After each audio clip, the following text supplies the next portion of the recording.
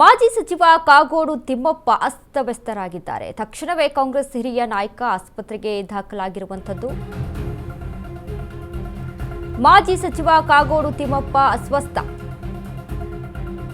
ತಕ್ಷಣವೇ ಕಾಂಗ್ರೆಸ್ ಹಿರಿಯ ನಾಯಕ ಆಸ್ಪತ್ರೆಗೆ ದಾಖಲು.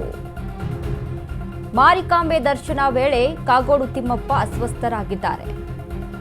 ಶಿವಮೊಗ್ಗ ಜಿಲ್ಲೆಯ ಸಾಗರಕ್ಕೆ ಬಂದಿದ್ದ ಹಿರಿಯ ನಾಯಕ ಅಸ್ವಸ್ಥರಾಗಿದ್ದ ಕಾಗೋಡು ತಿಮ್ಮಪ್ಪ ಆಸ್ಪತ್ರೆಗೆ ದಾಖಲಾಗಿದ್ದಾರೆ. ಆಂಬ್ಯುಲೆನ್ಸ್ ಮೂಲಕ ಸಾಗರದ ಸರ್ಕಾರಿ ಆಸ್ಪತ್ರೆಗೆ ರವಾನೆಯನ್ನ ಮಾಡಲಾಯಿತು. ದೇಗುಲದಲ್ಲಿ ಜನಸಂದಣಿ ಹಿನ್ನೆಲೆ ಉಸಿರಾಟದ ಸಮಸ್ಯೆ ಆಗಿದೆ ಅಂತ ತಿಳಿದು ಬರ್ತಾ ಇದೆ. ವೈದ್ಯರಿಂದ ಕಾಗೋಡು ತಿಮ್ಮಪ್ಪ ಅವರಿಗೆ ಚಿಕಿತ್ಸೆಯನ್ನ ನೀಡಲಾಗ್ತಾ ಇದೆ. ಮಾಜಿ ಸಚಿವ ಕಾಗೋಡು ತಿಮ್ಮಪ್ಪ ಅಸ್ವಸ್ಥರಾಗಿರುವಂಥದ್ದು.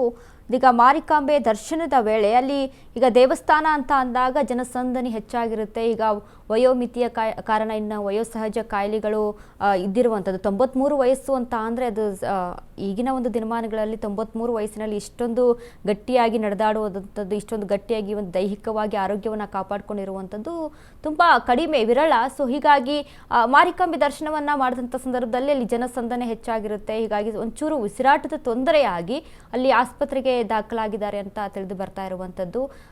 ಇದೀಗ ಇವರು ಸಹಿತ ಎಷ್ಟೊಂದು ಪ್ರಭಾವಿ ವ್ಯಕ್ತಿ, ಅದರ ಜೊತೆಗೆ ಸಾಕಷ್ಟು ಸೇವೆಯನ್ನು, ಸಮಾಜ ಸೇವೆಯನ್ನು ಸಲ್ಲಿಸಿದ್ದಾರೆ. ಸಾಗರ ಪಟ್ಟಣಕ್ಕೆ ದಿ ಗೋಪಾಲಗೌಡರ ಕ್ರೀಡಾಂಗಣ ಕೊಡುವಂಥದ್ದು, ಕುಡಿಯುವ ನೀರಿನ ಯೋಜನೆ, ಮಹಿಳಾ ಪದವಿ ಕಾಲೇಜು, ಹೀಗೆ ಹಲವಾರು ಸಮಾಜ ಸೇವೆಯಲ್ಲಿ ಮುಂದೆ ಇದ್ದಂಥವರು ಕಾಗೋಡು ತಿಮ್ಮಪ್ಪ ಅವರು. ಹೀಗಾಗಿ ಸದ್ಯಕ್ಕೆ ವಯೋಸಹಜ ಕಾಯಿಲೆ, ಅದರ ಜೊತೆಗೆ ಜನಸಂದಣಿ ಹೆಚ್ಚಾಗಿರೋದ್ರಿಂದ ಅಲ್ಲಿ ಉಸಿರಾಟದ ಸಮಸ್ಯೆಯಿಂದಾಗಿ ಈ ರೀತಿಯಾಗಿ ಆಗಿದೆ ಅನ್ನುವಂಥದ್ದು ಸದ್ಯಕ್ಕೆ ತಿಳಿದು ಬರ್ತಾ ಇದೆ.